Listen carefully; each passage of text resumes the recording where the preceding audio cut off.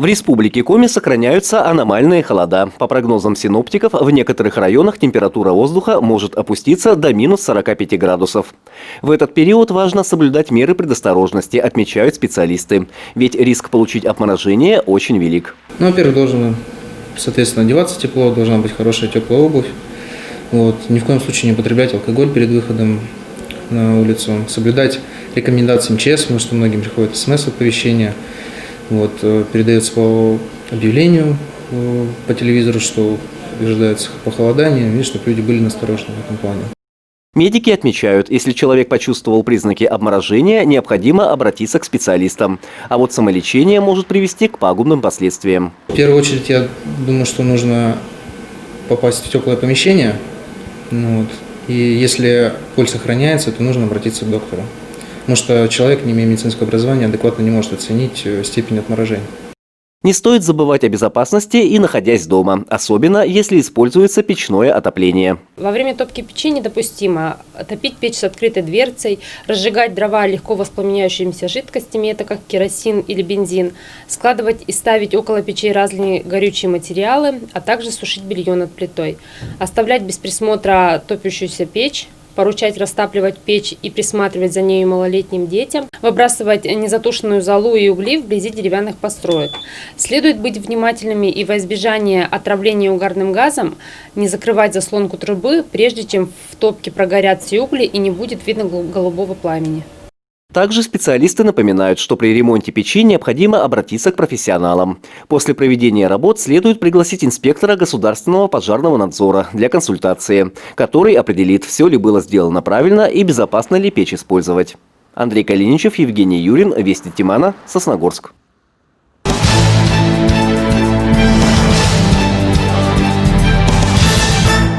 2020 год привнес в нашу жизнь много неудобств и ограничений. Пандемия коронавирусной инфекции вмешалась и в сферу образования. Но, несмотря на это, достичь удалось многого. Например, выполнить обязательства по реализации национальных проектов на территории Сосногорского района. В рамках проекта «Современная школа» с 1 сентября этого года открыты центры цифрового и гуманитарного профилей «Точка роста» на базах школ города и района. Когда мы узнали о том, что мы попали в участники этого федерального проекта «Современная школа», национального проекта образования «Точка роста», сначала были в шоке, но потом обрадовались, потому что «Точка роста» – это действительно точка отсчета каких-либо возможностей и способностей учащихся. Это очень хорошая база для самореализации как детей, так и преподавателей, и даже родительской общественности. То оборудование, которое будет уже в этом центре работать, оно очень весомо, оно обширно и емко. Конечно, в современном мире, когда жизнь бьет ключом, когда все в нанотехнологиях, школа не должна оставаться где-то позади, а идти даже, может быть, на ногу вперед от всех других технологий. Поэтому то, что мы получим, это квадрокоптеры, это дроны, это новые ноутбуки с программным новым обеспечением, это какие-то электрические лобзики, дрели, виртуальный шлем. То есть это даже новое даже для нас, а для детей это будет очень интересно, увлекательно и познавательно. В этом году в рамках народного бюджета были реализованы 2 инициативы в дошкольных учреждениях. Проект «Море творчества» позволил создать в детском саду номер 14 современную творческую студию, которая предназначена для коллективных занятий. Один кабинет был выделен под акваанимацию, второй – под интерактивную песочницу. Это очень хорошее подспорье, народный бюджет. Своими силами мы не смогли бы приобрести такое современное интерактивное оборудование, как наша песочница. А с помощью народного бюджета у нас все получилось. Я надеюсь, что наши дети дошкольного возраста нашего города будут довольны нашей студией. А в 9-м детском саду упор решили сделать на улучшение показателей физического развития и приобщения детей к здоровому образу жизни.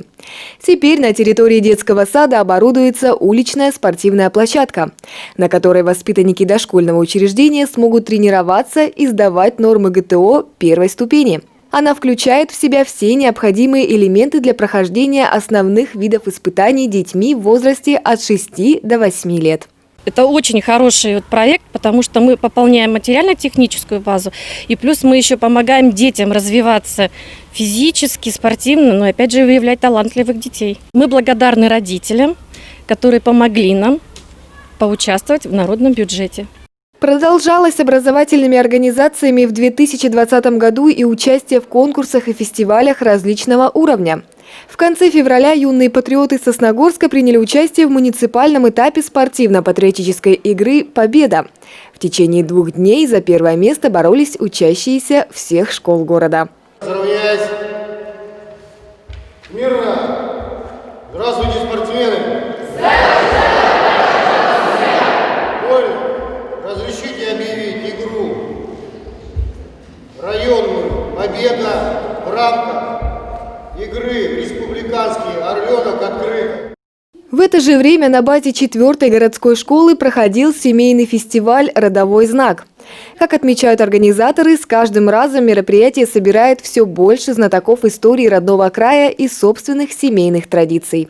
О популярности фестиваля говорит и тот факт, что в этом году он проводился уже в 11-й раз. Как сегодня жить без наших предков? Как не вспомнить тех родственников, дедушек, бабушек, которые дали нам жизнь? И сегодня молодые пары, молодые семьи, они говорят об этом нашим детям и нашему поколению. И, конечно же, уже расширился большой круг. Не хватает, мне кажется, места нашей республики, сколько у нас близких, родных людей, которые вместе делаем большой такой праздник. А уже в конце 2020 года в формате онлайн прошел 8-й муниципальный фестиваль детского творчества «Сосногорские бусинки», посвященный 65-летию города.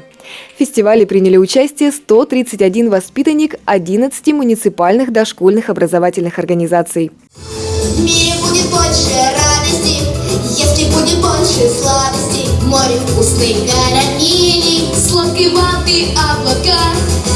Будем вафли есть и пряники, взрослые не надо паники. Будут целые наши зубы, знаем мы наверняка.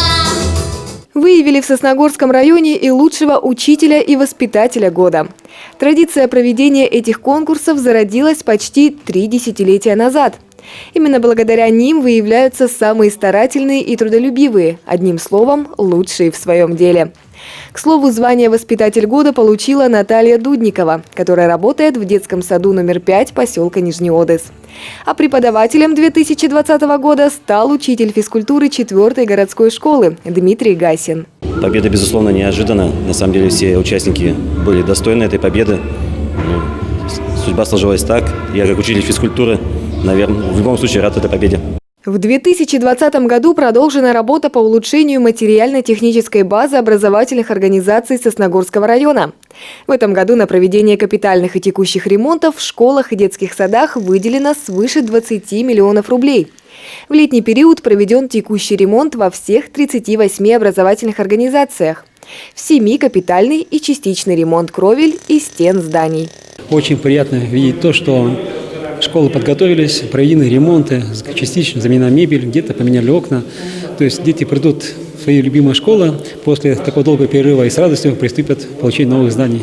Также на создание безопасных условий в образовательных организациях из республиканского бюджета на условиях софинансирования была выделена субсидия свыше 3 миллионов рублей.